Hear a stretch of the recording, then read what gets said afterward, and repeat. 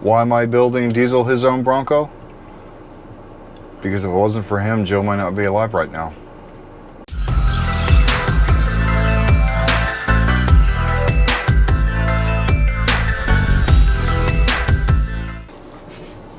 Hi, welcome to 151 Garage. I'm Sean. I'm Jill. That's Diesel, and let me explain something. So, before we talked about Jill having cancer and everything like that, and we never really told the whole story of how Diesel came a part of the findings and also the recovery for Jill. Now, let me start with Jill. She found a lump, and this is a while back. She found a lump, and it didn't follow the same characteristics as cancer did. So it didn't follow the same thing. We looked up online, we talked to doctors. Even the doctor where we finally went to go look at it, he said it didn't follow the same characteristics. So that's why we weren't really worried about it at the beginning. Well, Diesel kept climbing on top of her, and he is a lap dog, at least he thinks he is. He is. He climbed up on top of her, and he kept nudging that same spot, and it was day after day after day. And that kind of got us a little bit worried about how, you know, maybe he knows something that we don't. Well, we ended up going and getting it checked. They looked at it, and that's when the doctor finally said that, you know, okay, it's not, it doesn't follow the same characteristics. It's probably just a benign tumor, and, you know, we'll do a biopsy anyways, and we'll take a look at it. Well, we had the biopsy done. We went ahead and did that just for safety's sake. Got the biopsy done, and also shortly after we got the answer, and it absolutely was cancer. Now, not only was it cancer, it was the rarest and the most aggressive breast cancer there is. That's what the doctor told us. We did a lot of research, and by the time we actually got the notice saying that it was, you know, what it was, is that lump grew pretty well. It grew, kept growing, and it grew pretty big. And if it wasn't for Diesel and his consistent nudging at the spot, making us wonder, we would have waited, and we wouldn't have thought nothing of it other than, oh, okay, you know, wait a little bit, see how it goes. But because of him, he kind of forced our hand to worry a little bit more about it and actually get her checked out. So I have to thank him for that. On top of that, after her surgeries and during the chemo and everything like that, he was always there. In fact, he wanted to be as close as possible to her at all times, because he knows she wasn't feeling well. And, you know, it was rough for him as well as her, because she had to go through the chemo. He couldn't really lay on top of her as much because of the surgeries and stuff, so we ended up having to buy a giant stuffed animal to lay on her chest, because that's where he would normally lay. So he had to take sidestep to there, but he was never gone very far. In fact, when she went through her surgeries where she was bedridden, probably the roughest time. In fact, I've shown pictures before, and I might show it up here again.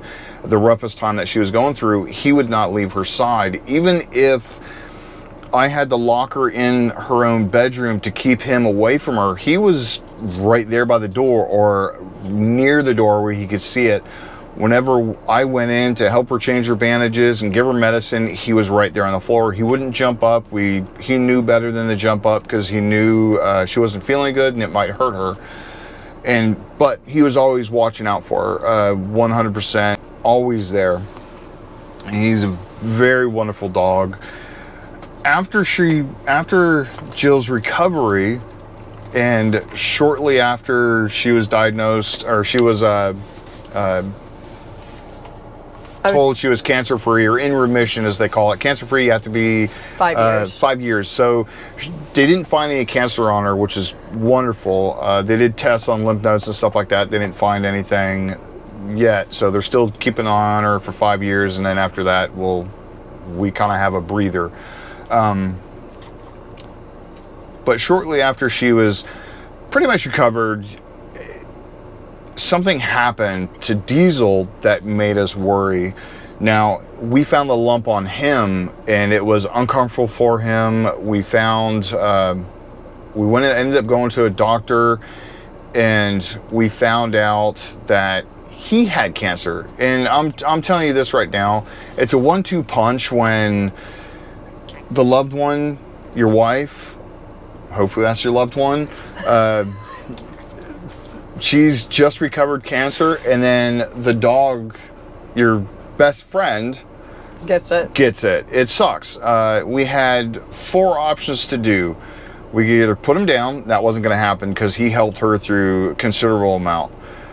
Let it go and let it run its course. Well, it was uncomfortable for him, and we wanted to make him as comfortable as possible, kind of like we wanted to make Jill as comfortable as she was when she was going through it.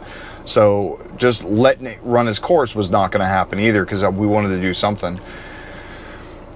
We could have it removed and go through chemo, but that's really hard on a dog. After talking to numerous people, my mother included, and some other people that I've dealt with who have dealt with the same thing, they said they would never do it again. It was hard on the dog. In fact, most of them, they ended up with complications such as diabetes because of the chemo and everything like that. And the diabetes, they would have to inject them with insulin 2 times a day to be able to fight that. And I wasn't going to have that either. So we opted to have the cancer removed and let him be comfortable. They gave us 6 months that he would live, and it would be well worth it. We were going to make this the best 6 months of his life. And in fact, that 6 months... That was December 2019, I believe.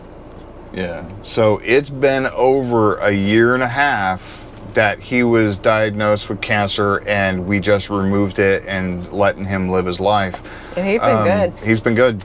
And the reason we're doing this Bronco for him is because this was the first Bronco we got. He grew to love it.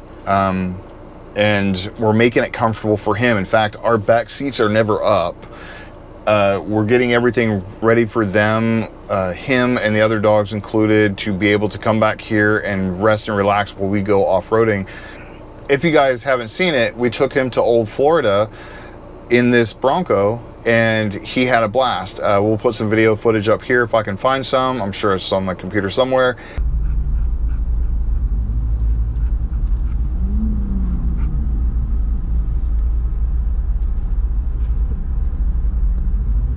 And he had a blast. He loved it. Got bounced around a little bit with some other things, but you know, he loved every bit of it. He loves it. Now that we got the new traction on the flooring, he really should have some fun.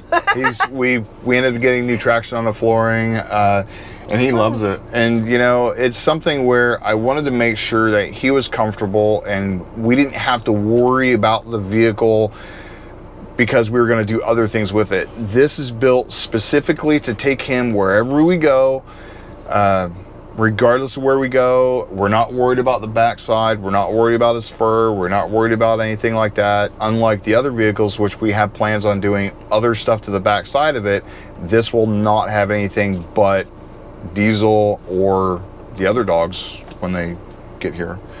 But, you know, that's one thing. It sucked to see, for me, it sucked to see my wife go through cancer, and then immediately after, the dog, Diesel, go through it, because he was instrumental in helping me keep an eye on her. Even when I wasn't there, he was always there to watch her and keep her mind off of the cancer and give her something to think about and give her something to, you know, keep her mind from wandering back to the cancer. I think it was awesome. I owe him everything. So why does he have his own Bronco? Because he earned it. He sure as hell did. Didn't you?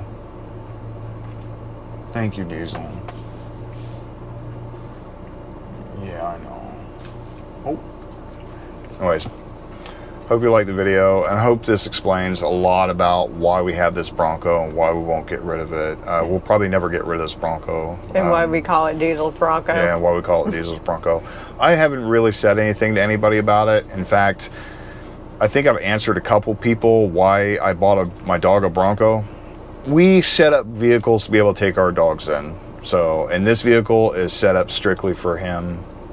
So, anyways, hope you liked the video. Hope you liked the explanation, and hope to see you next time. Bye. Bye.